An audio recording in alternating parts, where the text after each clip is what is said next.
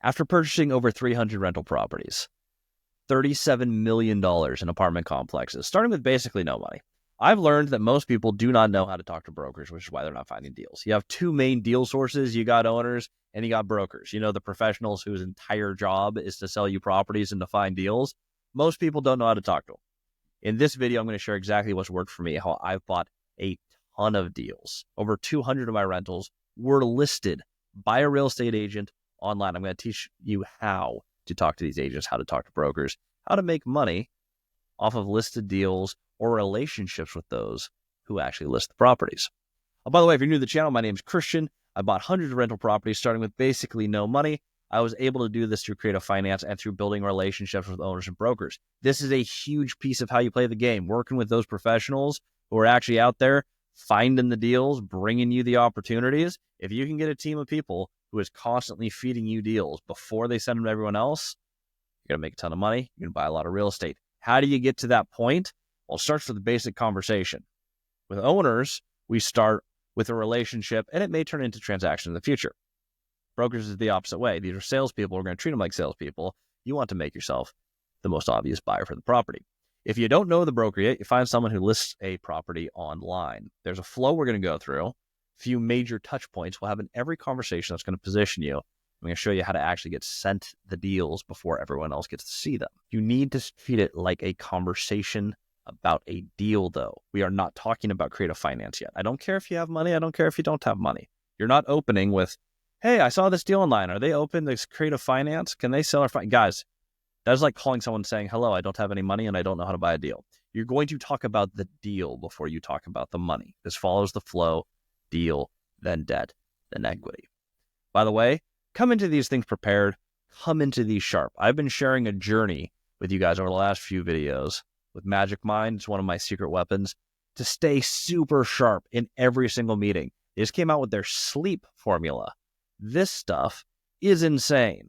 I get way better sleep. I fall asleep faster. I fall asleep deeper. I wake up rested. I've loved the traditional Magic Mind morning shot, wake up, get energized with premium ingredients.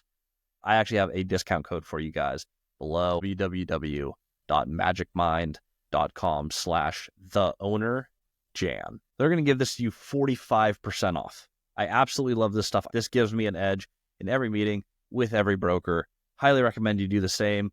Figure out what works for you, but stay rested. Get to these meetings prepared. Now, what do we prepare with question-wise? How do we come in armed for this meeting? Well, the first thing you're going to do is you're going to call on a property they already have listed.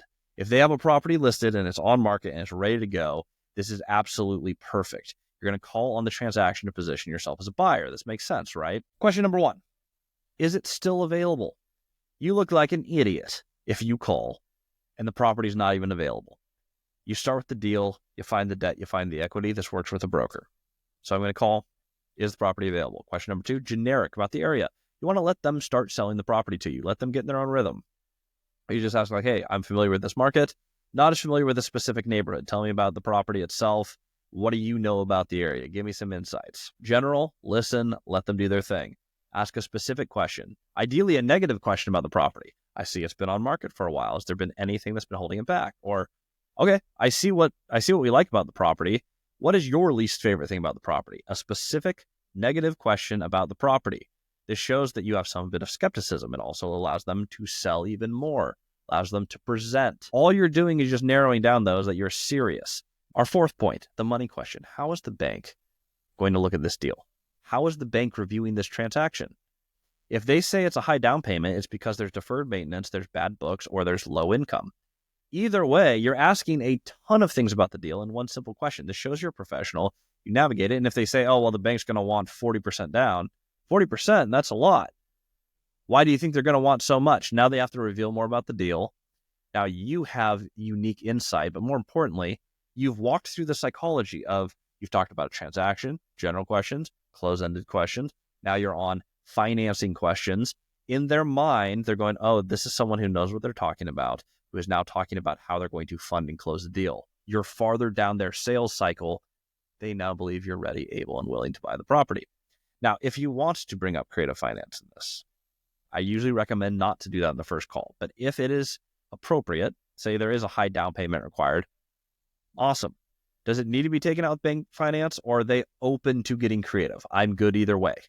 Do not make it about needing creative finance. That is not what we're calling about here. We're building a relationship. You can test openness if you're really looking at buying this deal. If you're just looking for the relationship, a great pivot is like, okay, I will take a look at this. I'm going to do a little deeper underwrite. Any numbers you can share with me, I massively appreciate. A last question for you. With everything out there on market, is this the deal that I should be looking at? And they'll probably ask something like, well, what do you mean? Yeah, I love this deal. Okay. I'm curious if there's anything else that you think is even more exciting. I am looking for, and this is where you give them your general criteria. I'm looking for properties just like this one, this unit count. I'm looking to close this in the next 60 days or so. I want to look at this deal. I'm curious if I need to be looking at anything else. Now they're getting used to, okay, there's a future presenting deals. Here's the last thing you're going to do, and this is going to seal the deal. This is where other people fall short. You've qualified yourself. A lot of brokers will say, okay, I'm going to add you to an email list. If you hear this, you have failed. You do not want to be another person at the bottom of their email list. Here's what I do. I come back on the property that we spoke about, and I ask if I can write an offer. It does not mean I'm offering on what they have listed. Often listed deals are bad deals. Everyone else has seen them. I'm going to do the math, and I'm going to say, this is where this deal works for me. And I'm going to give them an honest offer. I would buy this property at this price on these terms. Call the broker and say, hey, I've had a chance to look at this. It's not what they're asking, but this is where this deal would work for me.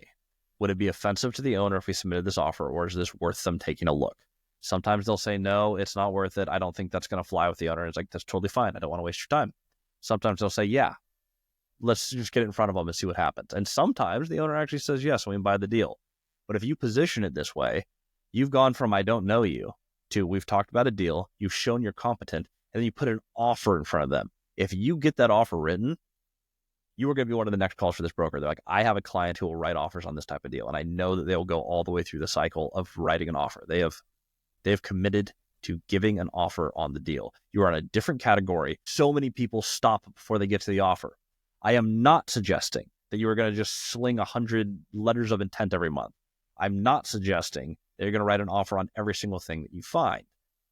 But if you're consistently writing an offer or so a week, you're talking to brokers, and there's an offer that comes up, say 2 to 4 times a month, you're starting to build real credibility. You're writing real offers. Now, if you don't know how to write an offer, you don't know how to analyze a deal, you got to get that step down before you're even trying to call the brokers to buy the darn real estate.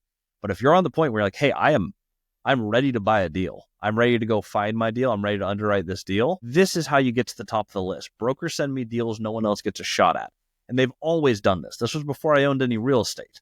It's not because I'm a big player. It's not because I've closed a bunch of deals. A lot of them don't know that. They send me deals because I'm a competent buyer and I write offers. If you can do this, you are ahead of 99.9% of investors. They will take you seriously. You're going to have access that no one else in your market has. Simple steps. I thought everyone knew this. It turns out this is like the biggest secret in real estate. You want brokers to trust you? Ask good questions. Write a darn offer. Hope this helped. Check out that link below, by the way. If you guys want to check out Magic Mind, I can't advocate for it enough. I love it. It has seriously helped my sleep. It's different than anything else I've ever done. I can watch an episode of Netflix. By the end of the thing, I can close my eyes, knock out. I wake up rested every single day. That Magic Mind, the nighttime, the little purple one, guys, changed my life. Highly recommend. There's a link directly below for 45% off. Thanks for watching. If you haven't yet, like, subscribe. I'll see you all on the next episode.